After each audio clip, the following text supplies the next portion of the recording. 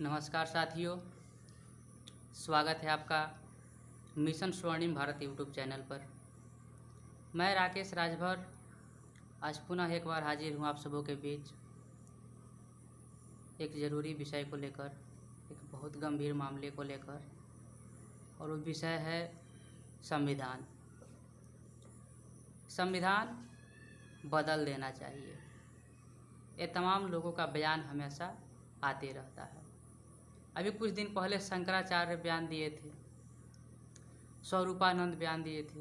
अभी जूना अखाड़ा के एक महंत हैं यतीन्द्रनाथ गिरी, उनका बयान आया है कि नए संसद भवन में नए संविधान के साथ प्रवेश करना चाहिए, जिसमें आरक्षण पे समीक्षा हो और तब जाकर के संसद भवन में प्रवेश करना चाहिए।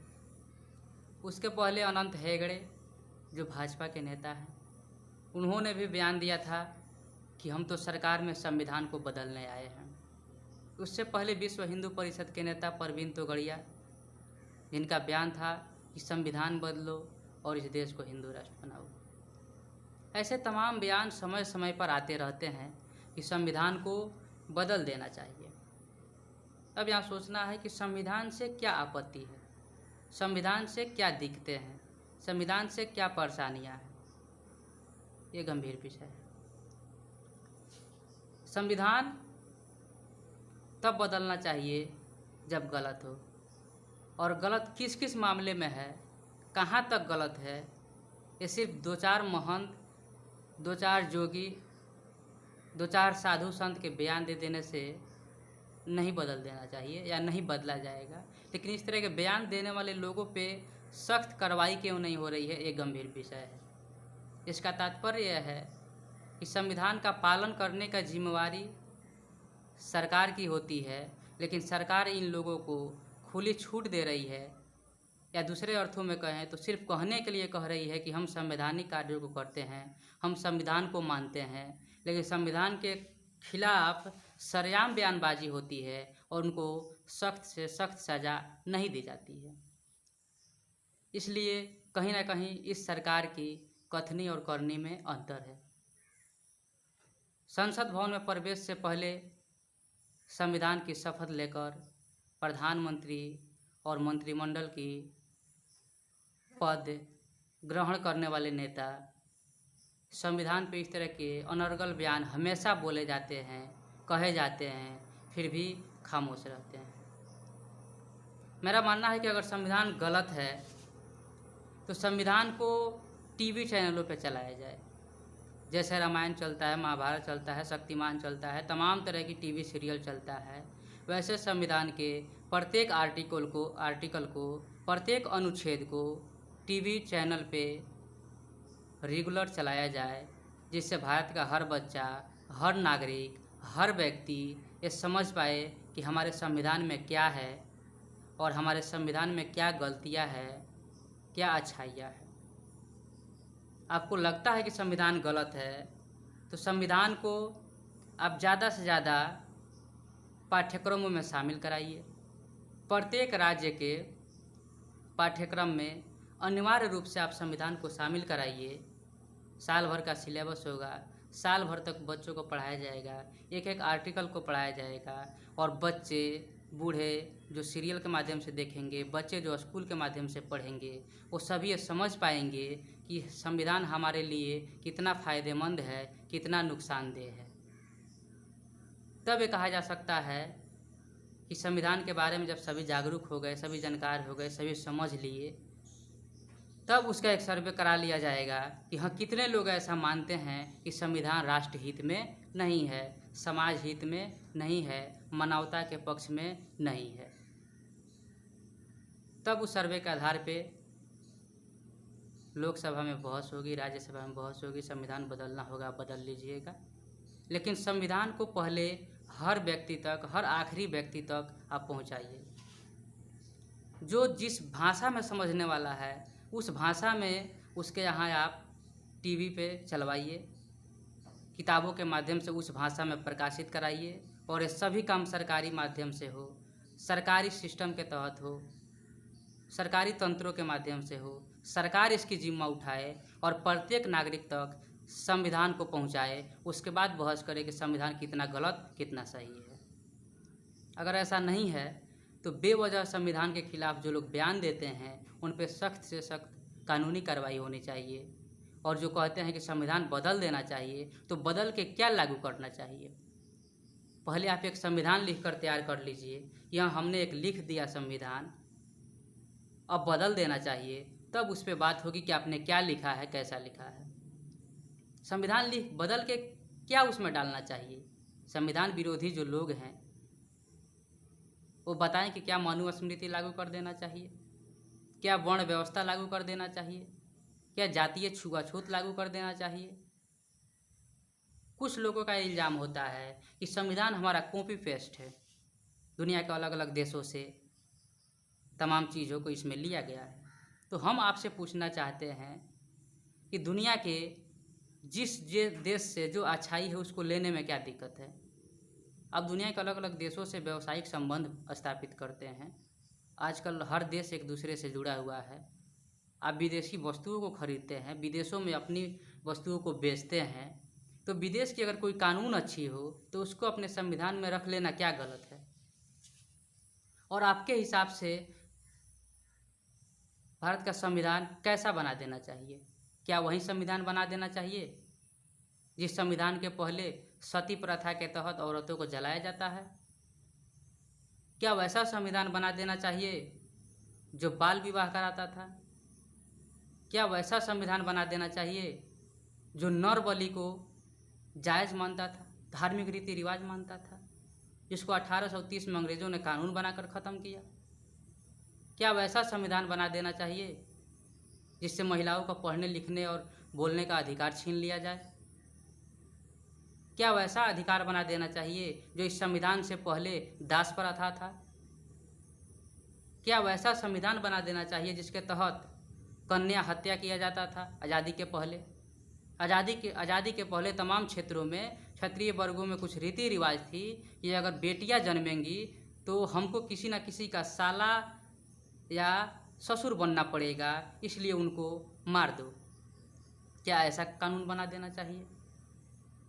शूद्रों को संपत्ति रखने का अधिकार नहीं था और उसको 1795 में अंग्रेज़ों ने कानून बना कर दिया, तो क्या अधिकार छीन लेना चाहिए क्योंकि इनके पास संपत्ति हो रहा है? आपके हिसाब से कैसा कानून बना देना चाहिए?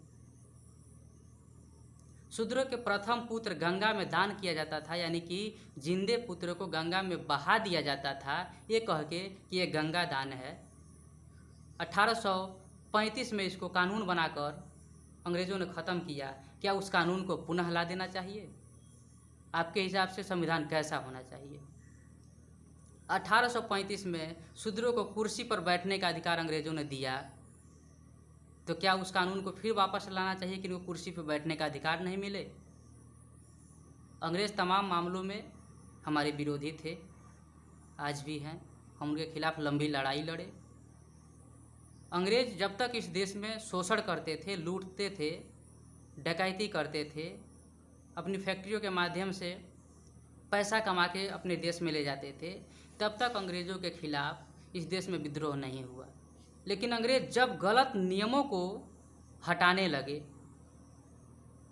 जब धार्मिक कुरीतियों को दूर करने लगे, नियम बनाकर, कानून बनाकर, शूद्रों को पढ़ने का अधिकार देने लगे, वंचित वर्गों को बोलने का अधिकार देने लगे, नौकरियों में लेने लगे, तब एक खतरा हो गया। 1833 में अधिनियम 87 के तहत सरकारी सेवाओं में शूद्रों का अधिकार अंग्रेज़ों ने दिया और शूद्र भी सरकारी कार्यालयों में काम करने लगे, जाने लगे। इसलिए इस संविधान से खतरा है। इस संविधान से क्या खतरा है?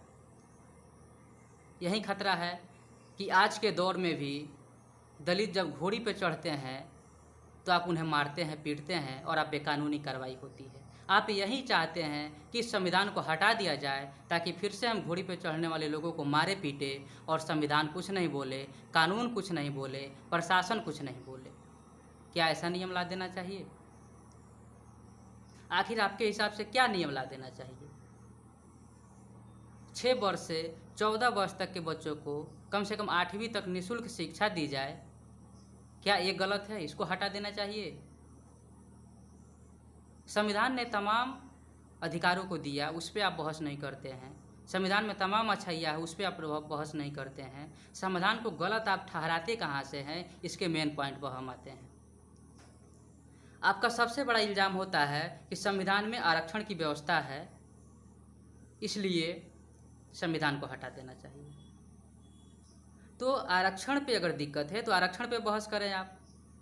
आरक्षण पे किसी समस्या है तो आरक्षण के विषय पे आप जितना डिबेट करना है करें, सार्वजनिक मंचों से करें, संसद के अंदर करें, बाहर करें, सड़कों पे करें, रैलियां लगाकर करें, टीवी चैनलों पे करें, पेपर में करें, हर गली मोहल्ले में करें। आपको जहाँ करना है डिबेट, उस हिसाब से आरक्षण पे आप डिबेट करिए। लेकिन एक आरक्षण की वजह से डॉक्टर अंबेडकर को बार बार अपमानित करना, जो इस देश के सबसे बड़े विद्वान व्यक्ति थे, एक आरक्षण की वजह से पूरे संविधान को प्रश्नवाचक चिन्ह के दायरे में ला देना कि संविधान गलत है। हालांकि गलत आरक्षण भी नहीं है। आरक्षण विरोधी जब भी आरक्षण पे बहस करते हैं उनको मुंह की खानी पड़ती है। वो हमेशा आरक्षण के मुद्दे पे हार उनकी होती है, हमेशा जलील होते हैं, हमेशा अपने तर्कों को सही से नहीं रख पाते हैं या उनके तर्क कमज़ोर पड़ते हैं। इस देश की सच्चाई है। तो जब आरक्षण पे भी डिबेट करने से उनके समस्याओं का समाधान नहीं हुआ तो डायरेक्ट आरक्षण पे बहस करने के बजाय उन्होंने आरक्षण को अयोग्य लोगों की कुंजी बता दिए। हालांकि आरक्षण एक बहुत लंबी विषय है, तमाम लोगों ने इस पर डिबेट किया। हमारे इस चैनल पे भी 2 वीडियो है, आगे भी तमाम वीडियो हम लोग आरक्षण पे लाने वाले हैं। तो आपके शरीर में अगर किसी एक अंग में दिक्कत है तो आप उस एक अंग के बारे में सोचिए, उस एक अंग के बारे में आप विचार कीजिए। लेकिन पूरा शरीर को आप गलत कह दें। एक अंग काटना हो तो उसको कटवा दीजिए, एक अंग निकलवाना हो तो उसको निकलवा दीजिए अगर लगता है गलत है तो। लगता है गलत है तब, लेकिन वो गलत है नहीं जो आप सोचते हैं, और आप सिद्ध भी नहीं कर पाए कि वो गलत है, और आपसे होगा भी नहीं। तो उस बहाने भी जब आप कुछ नहीं कर पाए तो डायरेक्ट अटैक कि ये संविधान ही खराब है, ये संविधान ही बदल देना चाहिए। तो फिर आपके हिसाब से कैसा संविधान होना चाहिए? 1863 में एक चरक पूजा होता था जिसके तहत शूद्रों को, वंचित वर्ग को, दलित पिछड़े आदिवासियों को किसी पुल के निर्माण में, किसी पुल या किसी बड़े भवन के निर्माण में जिंदा उसमें बलि दे दिया जाता था। क्या वो नियम फिर से ला देना चाहिए? आखिर आप कौन सा नियम लगाना चाहते हैं वैदिक काल का धार्मिक रीति रिवाज के अनुसार, जो आपको लगे कि इससे हम विश्व गुरु बन जाएंगे, इससे हम विकसित हो जाएंगे? आज भी गाय का गोबर शरीर में पोंतने वाले लोग अब वैज्ञानिक चीज़ों को बढ़ावा दे रहे हैं, उस पर कार्रवाई नहीं हो रही है। मूत्र पीकर अब वैज्ञानिक चीज़ों को बढ़ावा देने वाले लोग, इस पर कार्रवाई नहीं हो रही है। क्या ऐसा ही देश बनाना चाहते हैं आप इस संविधान को मिटा के? संविधान के मौलिक अधिकारों में, मूल अधिकारों में ये लिखा गया है कि हम वैज्ञानिक सोच को, वैज्ञानिक तर्क को आगे बढ़ाएंगे। और संविधान से खतरा ये भी है कि लोग वैज्ञानिक तर्कों पे आगे बढ़ रहे हैं, लोग वैज्ञानिक चीज़ों को अपना रहे हैं, लोग वैज्ञानिक दृष्टिकोण से मजबूत हो रहे हैं। और इससे पाखंड पे निर्भर रहने वाले जो लोग हैं, पाखंड के सहारे अपनी आजीविका चलाने वाले जो लोग हैं, उनके लिए भी इसी काम से, इसी नियम से, इसी वजह से दिक्कत हो रही है उनको। इसलिए वो चाहते हैं कि संविधान को बदल देना चाहिए। क्या कर देना चाहिए संविधान को बदल के? वैसे लोगों के हाथ में इस देश को दे देना चाहिए जिन लोगों के अंदर न्यायिक चरित्र नहीं है। कोलिजियम सिस्टम की वजह से आज वैसे लोग इस देश के सुप्रीम कोर्ट में बैठे हैं, तमाम जज के पदों पे बैठे हैं, जो इस देश के वंचित वर्ग के अधिकारों की आए दिन हत्या करते हैं।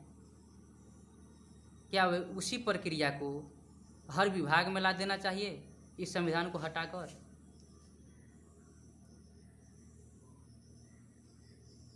जिस वर्ग को, जिस जाति को, जिस समाज को अंग्रेज़ों ने ये कहकर जज बनने से रोक दिया था 1919 में कि इनके अंदर न्यायिक चरित्र नहीं होता है, वही लोग आज सबसे अधिक संविधान पे आवाज़ उठाते हैं, जो गाय गोबर के अलावा कुछ नहीं दिए इस देश को, दलित हिंसा के अलावा कुछ नहीं दिए इस देश को, छुआछूत भेदभाव वर्ण व्यवस्था के अलावा कुछ नहीं दिया इस देश को, पाखंड के अलावा कुछ नहीं दिया इस देश को, वैसे लोग कहते हैं कि आरक्षण हटा देना चाहिए। आरक्षण हटना चाहिए या नहीं हटना चाहिए? आरक्षण पे पहले पुरजोर बहस हो, आप जिस तरह से करना चाहते हैं कर लें, संविधान पे आप जिस तरह से बहस करना है कर लें, लेकिन संविधान को पहले प्रत्येक व्यक्ति तक पहुंचाइए। ये काम आज तक क्यों नहीं हुआ? इस देश के सभी सरकारों से है, चाहे किसी राज्य की सरकार हो या केंद्र में अब तक रहने वाली जो भी सरकारें हैं, ये सबकी कमियां रही, ये सबकी गलती रही, इसने संविधान को हर व्यक्ति तक पहुंचने से रोका। इस सरकार की जिम्मेदारी थी कि जो सबसे बड़ा देश का ग्रंथ है वो हर व्यक्ति तक पहुंचे। आप चाहे किसी भी धर्म के क्यों ना हो, आपका धार्मिक ग्रंथ तो है ही, लेकिन आपका सबसे बड़ा अगर कोई ग्रंथ है तो संविधान है। आप अपने धर्म के लिए मार काट कर लीजिए, न्याय आपको संविधान से मिलेगा। आप अपने धर्म के लिए झगड़ा कर लीजिए, लेकिन न्याय आपको संविधान से मिलेगा। न्याय ही सर्वोपरि है, संविधान ही सर्वोपरि है इस देश के लिए। और इस संविधान के खिलाफ बार बार वो लोग बयान देते हैं जो इस देश में आज भी ये कहते हैं कि मनुस्मृति सही था। आज भी जब केबीसी में पूछा जाता है कि डॉक्टर अंबेडकर 25 दिसंबर 1927 को किस संविधान को जलाया था, और उसके जवाब में जब दिया जाता है कि मनुस्मृति, तो कुछ लोगों को आपत्ति हो जाती है कि ऐसा सवाल क्यों पूछा जा रहा है। मेरा मानना है कि सिर्फ पूछा ही नहीं जा रहा है, हर साल 25 दिसंबर को मनुस्मृति दहन दिवस मनाना चाहिए, और सिर्फ कहकर नहीं मनाना चाहिए।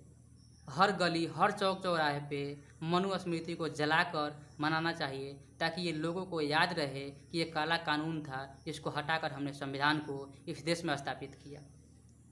तो क्या आप उसी कानून को पुनः भारत में लाना चाहते हैं? क्या आप उसी नियम को फिर यहाँ दोहराना चाहते हैं? आखिर आप कौन सा संविधान लाना चाहते हैं? क्या बदलाव करना चाहते हैं संविधान में? संविधान के 22 भाग, 395 आर्टिकल, आप किस आर्टिकल में क्या कमियां पाते हैं, उस आर्टिकल पे आप बहस करिए। उस आर्टिकल पे आप सरकार को कहिए कि इसमें बदलाव लाए, सुधार लाए, सरकार उस पर बहस करेगी। अब जनता के बीच में उस आर्टिकल को लेकर जाइए कि ये चीज़ें हैं इसमें एक गलत है, तो जनता उस पर सोचेगी कि हाँ सचमुच गलत है कि नहीं है। बिल्कुल हर व्यक्ति तक हर आर्टिकल पहुँचे, हर एक अनुच्छेद की जानकारी पहुँचे, ये भारत सरकार की जिम्मेदारी है। जैसे 365 दिन साल में देखने के लिए घर में कैलेंडर होता है, वैसे सरकार को प्रत्येक घर में जैसे वोटर लिस्ट बनता है, वैसे संविधान के एक बुक हर घर में सरकारी तरीक़ों से बांटा जाना चाहिए, सरकार की तरफ से बांटा जाना चाहिए। हर घर में एक चार्ट बना के, एक कैलेंडर बना के 1 से लेकर 395 सभी आर्टिकल का नाम और उसमें क्या प्रमुख बातें हैं, हर घर में सूची भारत सरकार को लगवाना चाहिए। तब जाके लोग तय कर पाएंगे कि कौन सा आर्टिकल हमारे हित में नहीं है, कौन सा आर्टिकल हमारे राष्ट्र के हित में नहीं है, समाज के हित में नहीं है। ऐसे 2-4 लोग जब भी आए मुंह खोलें और कह दे कि संविधान बदल दो, इसका मतलब कि वो बार बार इस देश के संवैधानिक तौर तरीके से काम करने वाले लोगों को चुनौती दे रहे हैं कि देखो तुम कुछ नहीं करते हो, कुछ नहीं कर सकते हो, हम जब मर्जी तब ऐसे उलूल जुलूल बयान देते रहेंगे।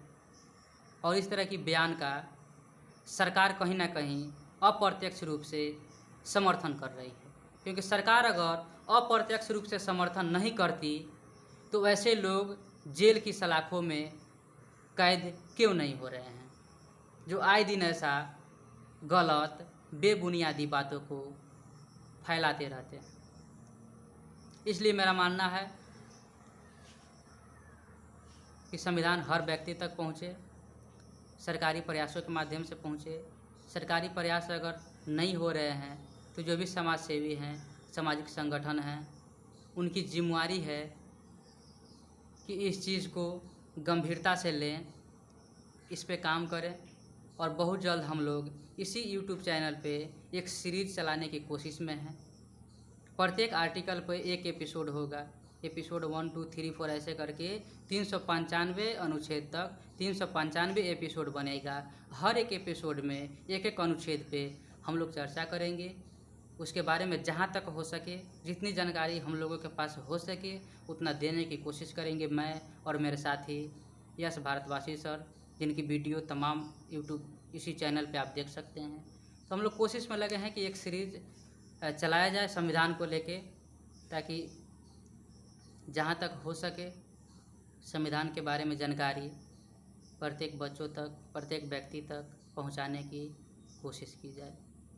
तो इसी के साथ मैं अपनी वाणी को विराम देना चाहूँगा। अगर आपको ये वीडियो अच्छी लगी हो, आप चाहते हैं कि वीडियो और लोगों तक जाए, तो आप इसे शेयर करें। आपको लगता है कि इस चैनल पे आने वाले और वीडियो आपके काम की हो सकती है, तो आप अपने इच्छा अनुसार, अपने सुविधा अनुसार चैनल को सब्सक्राइब कर सकते हैं, लाइक कर सकते हैं। किसी तरह की कोई बात आपत्तिजनक लगी हो, कमेंट बॉक्स में आप बता सकते हैं। आपने समय दिया, पूरा वीडियो को सुना, इसके लिए विशेष आभार। जय भारत, नमस्कार।